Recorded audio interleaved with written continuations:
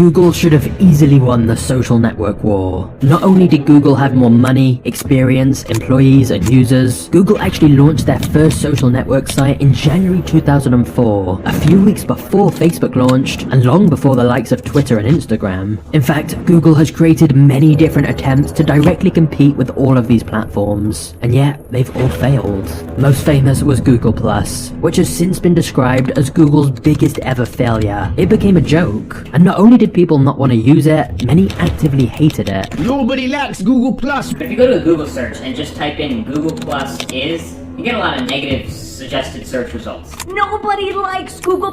Nobody uses it. It's like a synonym for a failed social network. So what was the real reason Google Plus failed? With the help of leaked emails and interviews, in this video we'll explore behind the scenes of the rise and fall of Google Plus. Because Google is a company that has achieved such ridiculously impressive things. From organizing the internet with search, to indexing the world's books, mapping the planet, and creating countless innovative and helpful products. And yet, when it comes to building a social network to rival Facebook, Google has repeatedly failed spectacularly. Now, technically you could say YouTube is a social network, but it's obviously more of a video platform than friends connecting and sharing updates. Which is why Google spent so much money trying to make Google Plus work.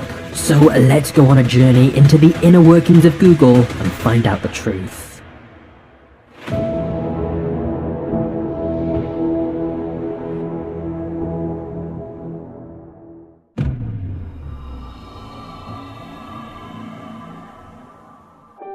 Many people think Google was late to see the potential of social media, but that is definitely not the case. Long before we had Facebook, Twitter, and Instagram, or even before early social networks like Bebo and MySpace, there was a website called Friendster.com, one of the first social networking sites that allowed you to connect with friends and share posts and images. In fact, it was actually Friendster that inspired MySpace. But what most people don't know is that within just 1 year of Friendster going live, Google tried to buy Friendster. They offered $30 million worth of Google stock for the site, which was a huge offer for a relatively new website. However, Friendster turned it down. At the time, there was a lot of hype around new internet companies, and the Friendster founder had advisors telling him this could be a multi-billion-dollar business, so he rejected Google's offer to buy Friendster. In hindsight, this was clearly a disastrous decision. Friendster ultimately failed and went out of business, and those Google shares he would have received would today have been worth over $1 billion.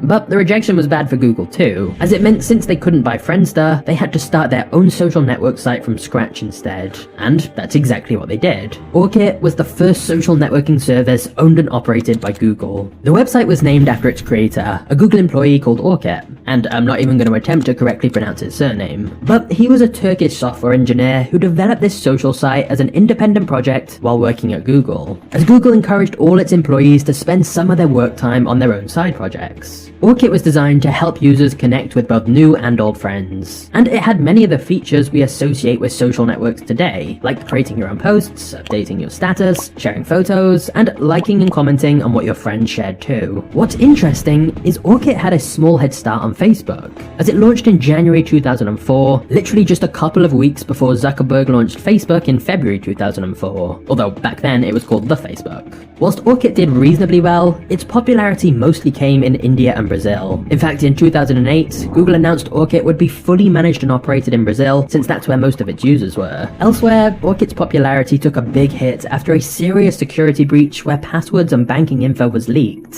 and many lost trust in the site. Another issue was that Orkut had a relatively small team assigned to it, and so it often lagged behind in terms of new features, and they struggled to properly moderate the site. There were reports of lots of spam and abuse on the platform. And so when you combine all of this with the fact that other social media sites began popping up, like MySpace and Facebook, that users seemed to prefer, Orkut was eventually shut down completely. If you visit the website now, you'll simply see a letter written by the original founder of the site, Orkut himself. One particularly interesting line is that he says, "Our online tools should serve us, not divide us. They should protect our data, not sell it. They should give us hope, not fear and anxiety." And that's clearly a sentiment shared by many, that social media ended up taking a much darker path than people originally hoped. But still, for Google, after Orkut didn't work out, they went right back to the drawing board and very quickly launched another social network attempt. Google Friend Connect was launched in 2008 and allowed any website owner to turn their own page into a social platform. You could log in with your Google account and see which of your friends were using that same site and share comments on the website.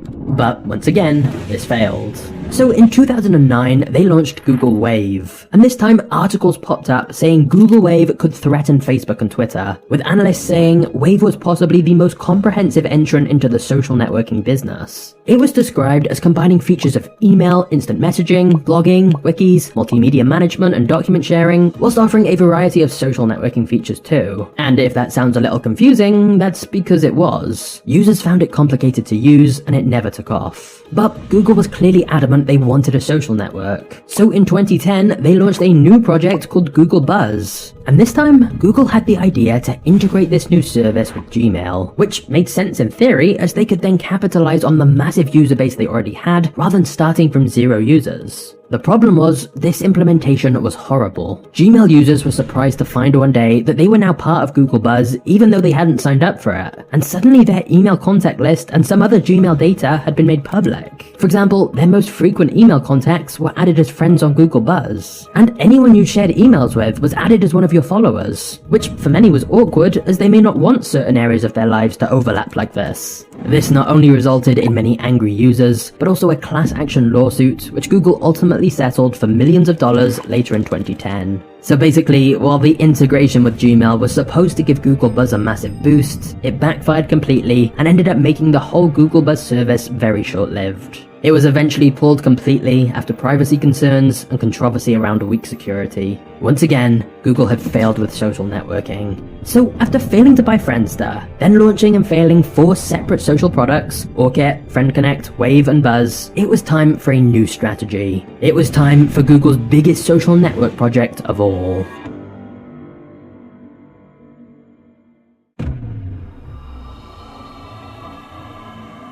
In 2010, Google was growing increasingly concerned about Facebook. Facebook was consuming more and more of users' time online, and the average minutes per visitor was increasing faster for Facebook than Google. Not just that, but Facebook's ad model had potential to really hurt Google's ad business. In many ways, Facebook had created the best ad machine possible. Users voluntarily told Facebook exactly who they were, what they liked, and what their interests were, and thus for advertisers, they were willing to pay a lot of money. Because with Google Ads, you could reach people who are already actively searching for something, but with Facebook, you could advertise to exactly your ideal customer and introduce them to things they didn't even know they wanted yet. And as if this wasn't worrying enough for Google, Facebook was growing so fast that they were poaching quite a lot of Google's top employees from them. So the fear of Facebook moved Google into action. It was time to take social networking much more seriously. And it was really a man named Vik Gundotra who was the driving force behind Google+.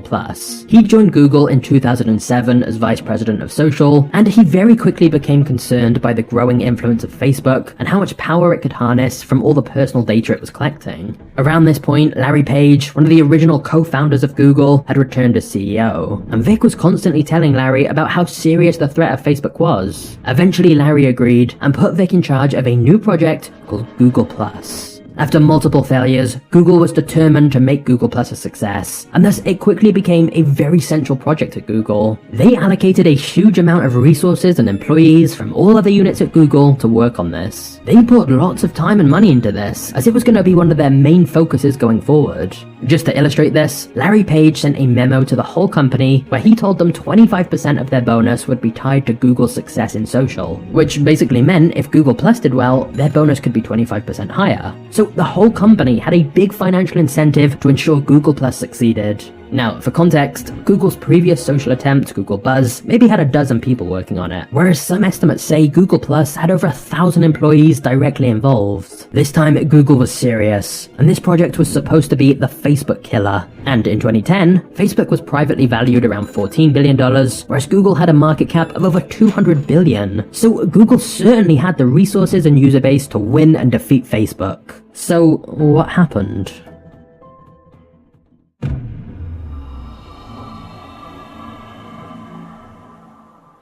Google+ officially launched in 2011, and at first look, it had potential. Google Plus had many of the hallmarks we associate with social networks today. You could post updates, share photos and comments, and send direct messages. In fact, there were even group video chats called Hangouts. But one of the most unique parts about Google Plus was a core feature called Circles, which allowed users to group their contacts into specific categories and control what content they saw. So for example, you could have one circle for family, one for coworkers, one for close friends, one for casual acquaintances you met at an event years ago, and so on. So when you post that drunk club photo of yourself, you could choose to just share it with your friend circle rather than literally everyone you've ever connected with. You could even have a circle specifically for business contacts, so you can share your marketing posts with them without spamming your friends and family who aren't interested. And so this circles concept seemed like a cool idea, instead of just lumping everyone together equally as friends or followers like on other platforms. Another feature of Google Plus was Sparks, where you could find content you're interested in and then share with your circles. Google Plus was also designed to integrate with other Google services, including search and email. Basically, Google wanted to unify everything, so people would have one single identity across the whole web.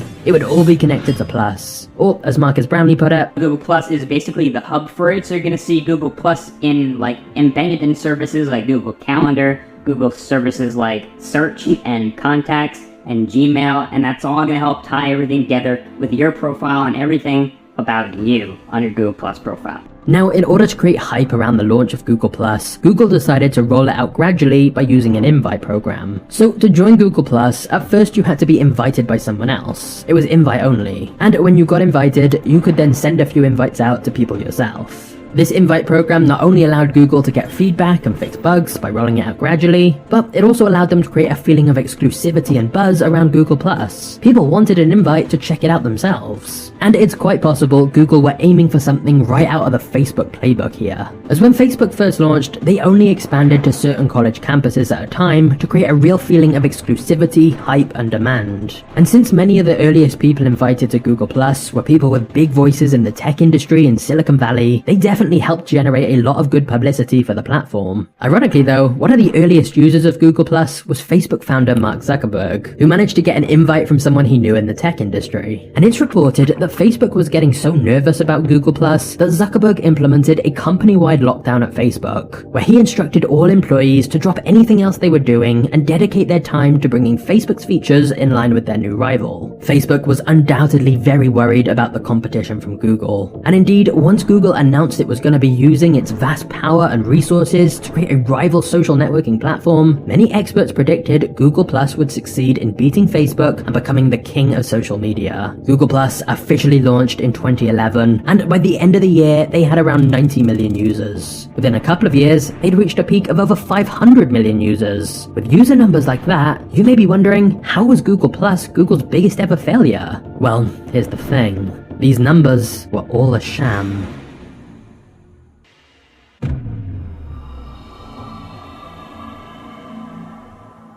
It soon became clear that many of the things that first looked like positives for Google were in fact negatives. Firstly, whilst Google's invite-only method of launching the site worked kinda well at first to create intrigue, they seemed to wait too long before opening it to the masses, because by the time they did open Google+ to everyone, a lot of that initial hype and intrigue had already died down. And worst of all, because Google+ access was so limited at first, the people who did get invites didn't necessarily have many contacts to speak with on the platform. You knew the person who'd invited you, and the few people you'd invited yourself with your limited amount of invites, but unlike other social media where all your friends were on it, Google+'s long invite-only system meant there weren't a lot of people you knew on the site. And the key to any social media is the network effect, where the platform becomes more valuable the more people that use it. But with Google+, barely anyone you knew was actually on it or actively posting. So Google+ was already facing a big uphill battle. As if all your friends are already in a different place than we're used to, where's the incentive for you to switch to this new site that seems to just offer a similar thing but with less people and less posts? And this was just the start of countless problems. In July 2011, Google+ began forcing users to identify themselves using their full real names, and some accounts were suspended if they tried to use a private username instead. The issue with this was that Google+ connected to other Google services, and many people didn't want their real name associated with everything they did. The most notorious example of this was when Google made it compulsory for viewers on YouTube to make a Google+ account if they wanted to like or comment on any videos. So people who'd been using YouTube for years were suddenly now forced into using a separate service they didn't want to use just to be able to continue commenting on YouTube. It also meant you couldn't reply to pre-Google Plus integrated comments. The YouTube community very quickly turned against this. The whole thing seemed like Google was trying to piggyback off the success of YouTube to help its failing social product. But by doing so, making YouTube worse. The hate and backlash got so bad that even the YouTube co-founder updated the description of the first ever YouTube video to say, "Why the f do I need a Google Plus account to comment on a video? And I can't comment here anymore since I don't want a Google Plus account." Before long, many thousands of people were spamming the same comment all across YouTube with a tank and stick figure called Bob in order to protest the new commenting system and Google Plus's forced integration. And it wasn't just YouTube. Instead of easily registering for a new Gmail account, you were now supposed to join Google Plus first. Same for Android phone users wanting to use the App Store, and even using services that seemingly had no real need for a social element, like Google Maps and Google Search, you were aggressively pushed into joining Google Plus. And part of the problem was that initially Google Plus was advertised as a standalone social network site in its own right. But then they changed that and announced it was a social layer that would work across everything. So for example, users could give any website they visited a +1, equivalent of a like button. And so then if any of your Google Plus contacts visited the same site, they could see you'd given it a +1. But as some people began accidentally clicking this button and sharing with their entire network every website they visited, the feature didn't seem quite so good. So basically, whilst Google should have had a major advantage by being able to integrate their other services into Google Plus, the integration felt too forced, as by making it a requirement to have a Google Plus account in order to continue using existing services just annoyed people and made them dislike Google Plus before even trying it. And so remember earlier when we said Google Plus announced lots of users and great user growth? Well, now you can see the real reason why. It wasn't that people were joining Google Plus because they wanted to use it, they were being forced to join in order to continue using other services they did like, such as YouTube. It's kinda like when you get a new Windows computer, you have to use Microsoft's browser in order to be able to download Google Chrome or Firefox. But as for Google Plus itself, the service was described by the New York Times as being a ghost town. Almost nobody was really using it. Despite technically having over 500 million users at its peak, in reality, this was wildly inflated by users who had to join but weren't actually active. The most hilariously damning statistic came from Comscore, who estimated that users spent an average of over 7.5 hours per month on Facebook, but only 3 minutes per month on Google Plus. And of course, since most of Google Plus's so-called members didn't actually visit the site, there wasn't much content to engage with. So even if you did give Google Plus a try, it was pretty dead. Whilst Google didn't reveal this at the time, they later admitted 90% of users spent less than 5 seconds per session on Google+, and over 90% of profiles were completely empty, meaning they'd literally never posted anything. Now, to be fair, in response to the backlash, Google did make changes. They reversed the decision that you had to have your real legal name visible, and they eventually removed some of the forced integrations like the need for a Plus account to comment on YouTube. But the problem is, the narrative that Google Plus sucks was already set. There'd already been countless YouTube videos criticizing it. There were even songs about it. Woke up this morning and checked my Twitter, went on Facebook and moaned about the weather, and then I checked my friends' updates on Google Plus. Wait, no I didn't, because it sucks. And so Google Plus was already tarnished from the start because of the bad initial experience people had, and thus it became fun to hate or mock. Many didn't even give it a chance, because back then the narrative was Facebook was the cool place all your friends were, whereas Google Plus was just ruining other popular services and nobody really used it. Narratives are always oversimplistic, of course, but they are powerful. Ironically, right now the narrative has changed against Facebook, as it's now that younger people don't care about Facebook, Facebook has a bad record with user data, and so on. But back then, even if Google Plus did have real potential, most people had already made their minds up about it based on early bad impressions. Of course, some people did give Google Plus a fair try, and whilst the minority liked it, one of the biggest issues was that it didn't really offer much that was new or distinctive from other social platforms. Many critics argued it was too similar to Facebook and didn't offer anything truly unique. It was almost like Google Plus focused more on defeating Facebook than providing a fresh and exciting social experience that people actually enjoyed. And since most users at the time were already fine with Facebook, they didn't want to switch to a new service they didn't understand as well and that didn't seem to have any clear advantages. In other words, Google were trying to take down Facebook by offering something similar to Facebook. When really, if you want to displace a well-entrenched social network, you need to offer something innovative or significantly better, not just your own version of the same thing. The reason Facebook took down competitors originally was by offering something different. And in present day, as Facebook's popularity is falling, it's not because someone's directly copied Facebook, it's because services found something more innovative and fresh that people prefer. The general consensus was Google Plus did a bit of everything, but not much of anything. It didn't have a unique selling point or niche that gave people a clear reason to keep going back. Facebook was good for checking in on friends, Twitter was good for real-time updates on what was going on, but what was Google Plus even the destination for? Now, you could say Google Plus did do some things differently, like with the Circles feature, where you could share different things with different groups of people. But although that sounded good in theory, it actually made the site feel even more empty, because you may have contacts on Google Plus who were actually posting stuff, but you weren't seeing it as you weren't in the right circle. The posts were only being shown to a subset of their contacts. Like, one of the ideas was you could create circles around a specific interest and add contacts of yours who shared that same interest. But this required a lot more setup and organization than most people wanted to do, so it wasn't really used that much. Besides, part of the beauty with other social media sites is you share something with all your friends and audience, and you're surprised to find people you never thought might like that type of post actually did. Like, maybe you post about a band you like, and some random connection of yours you'd never have guessed is really into the same band. Whereas with Circles, you kinda had to be more aware of which of your contacts liked what, so people ended up sharing stuff with a much smaller amount of people. Also, another problem with Circles was nobody knew who was in each circle except for the person who'd created it. So for example, people couldn't share back content with the rest of the circle, whereas Facebook's group functionality was actually a lot better for building a community. And to make matters worse, many users found Google Plus confusing and difficult to navigate. The mobile version was harder to use than Facebook, Instagram, or Twitter, and it just didn't seem as fun to use. Also, another idea that seemed promising, but actually wasn't, was that Google Plus initially stopped brands and businesses creating their own Google Plus accounts in order to ensure all the content was from individual people instead. Again, interesting idea, but in reality, it just meant way less content, further adding to Google Plus's ghost town reputation. Internally at Google, given the huge amounts of time, money, and staff put into Google Plus, it even seems like some within the company resented it, especially since some of the teams would have been forced to compromise their own service. For example, I doubt the team working on YouTube necessarily wanted to integrate Google Plus. However, since a huge amount of the employee annual bonus depended on whether Google Plus hit its user targets, employees ended up pushing the service on people, including friends and family, instead of prioritizing user experience first. Meanwhile, as the pressure and negativity around Google Plus mounted, Vic Gundotra, who'd been leading the project, grew more and more stressed, often staying up all night to work on the platform and pushing the team to their limits. But after a reported rift between Vic and other senior Google members, in 2014, Vic Gundotra left the company, essentially abandoning his own project. And just to add insult to injury for Google, remember how one of the very first people to sign up for Google Plus was Mark Zuckerberg? Well, Zuckerberg ended up getting more followers on Google Plus than Google's own CEO at the time, Larry Page. But perhaps the final nail in the coffin was when Google Plus faced a major security breach that exposed the personal data of over 50 million users. The breach was caused by a bug in the platform's API that allowed third-party apps to access private user data without permission. Google Plus were accused of initially trying to cover up the breach, and so there was even more criticism when it was finally revealed what happened.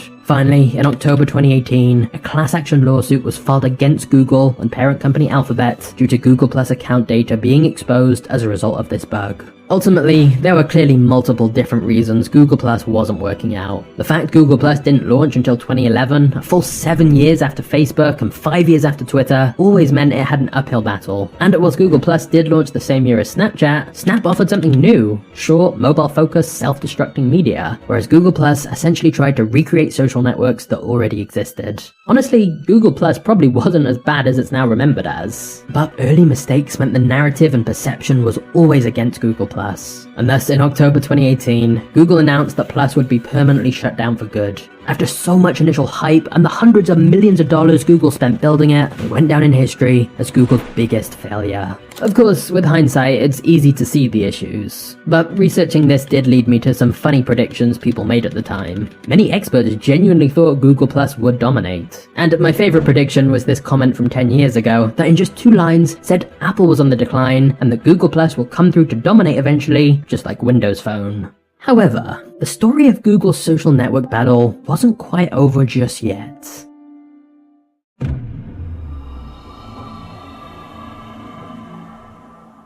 By 2019, Google Plus was officially shut down to consumers, and anything you had on Google Plus was transferred to the relevant standalone application. Like photos you had on Google Plus were moved to a standalone product called Google Photos. And in fact, several features of Google Plus, like the video Hangouts, have become separate Google services that have continued to be useful. However, following the closure of Google Plus, former Google employee Morgan Knudsen posted a brutal series of tweets, saying, "Now that Google Plus has been shuttered, I should air my dirty laundry on how awful the project and exec team was. I'm still pissed about the bait and switch they pulled by telling me I'd be working on Chrome, then putting me on this godforsaken piece of ass on day one." According to Knudsen, every team worked separately on their own part of the project, and there was a major lack of unity or grand vision. Interestingly though, shortly after Google Plus was shut down, Google once again attempted to launch a social network. This time a service called Shoelace, which I'm willing to bet most people have never even heard of. The idea with this was to go for a much more low-key approach, and instead of trying to do everything all at once like they'd done with Plus, Shoelace would simply focus on connecting people to local things happening in their own city. So maybe this would finally be Google's social network success. Spoiler alert, it wasn't.